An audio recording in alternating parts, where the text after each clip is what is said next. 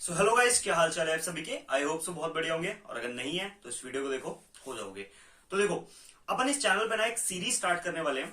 जब भी double ET clear करके एग्जीक्यूटिव में एक बच्चा आता है तो सबसे बड़ा इशू क्या होता है? टर्मिनोलॉजीज का, लैंग्वेज का। तो उस इशू को रिजॉल्व करते हुए हम अपन एक सीरीज स्टार्ट करने वाले हैं टर्मिनोलॉजीज की, कि भाई हम मॉड्यूल को किस तरीके से पढ़ें। ठीक है, क्योंकि देखो मॉड्यूल हजार हजार पेजेस के हैं, उनको पढ़ना थोड़ा सा डिफिकल्ट तो जाता है। तो इसलिए अपन एक सीरीज स्टार्ट करने वाले हैं कि भाई मॉड्यूल को किस तरीके से पढ़ा जाए, एंड मॉड्यूल में जो टर्मिनोलॉजीज हैं उनको याद कैसे करा जाए, उनको अपने एग्जाम में किस तरीके से लिखा जाए, अपना एक बढ़िया सा आंसर किस तरीके से ड्राफ्ट करा जाए कि एग्जामिनर खुश होकर हमें अपने मन चाहे नंबर दे दे। ठीक है, तो भाई ये सारी चीजें अपन डिस्कस करने वाले हैं। मेनली जेआईजीएल, देखो जेआईजीएल का जो मॉड्यूल है ना, पढ़ना थोड़ा सा डिफिकल्ट जाता है, क्योंकि भाई उसकी लैंग्वेज मुश्किल है।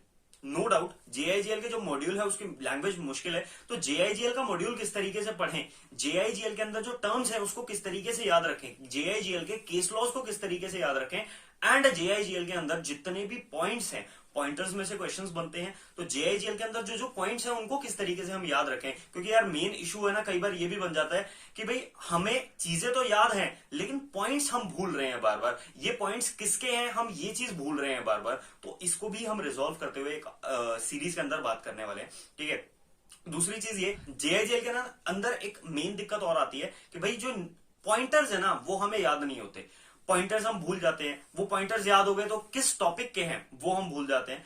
तो मैंने ना निमोनिक्स बना रखे जेएजेएल के अंदर कि भाई पॉइंटर्स को किस तरीके से याद करना है, तो वो भी चीजें मैं आपके साथ शेयर करने वाला हूं। ठीक है, और आंसर राइटिंग के बारे में तो हम बात करेंगे कि भाई अपने आंसर को किस तरीके से बढ़िया से ड्राफ्ट कर सकते हैं, एंड कौन से टर्मिनोलॉजीज हम यूज कर सकते हैं, और मॉड्यूल को किस तरीके से रेफर कर सकते हैं, स्कैनर्स को किस तरीके से रेफर कर सकते हैं, मॉड्यूल के अंदर कौन से चैप्टर्स मेनली है जिनको हमें पढ़ना चाहिए, और नोट्स किस किस तरीके से बनाए जाते हैं, माइंड मैपिंग किस तरीके से करी जाती है, वो सारी चीजें अपन इस सीरीज के अंदर डिस्कस करने वाले हैं। एंड यस, एक और चीज, सबसे बड़ी चीज, भाई जेआईजीएल के अंदर ना केस लॉज का महत्व है।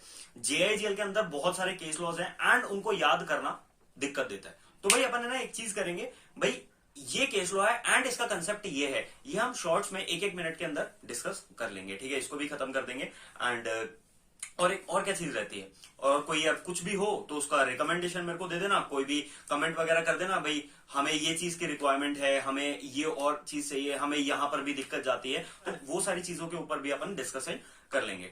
तो वीडियो के ऊपर कमेंट करके मेरे को बता देना, अपन उस चीज को भी अपनी सीरीज के अंदर इंक्लूड कर लेंगे। ठीक है, या फिर किसी को डायरेक्ट व्हाट्सएप करना हो मेरे को तो 8287409289 ये मेरा नंबर है। इसके अंदर आप मेरे को सजेशन दे सकते हो कि भाई ये चीजें हम अपनी सीरीज के अंदर ऐड कर सकते हैं। ठीक है, तो गुड नाइट, शुभ रात्रि, शब्बा खैर, thank you so much, bye bye.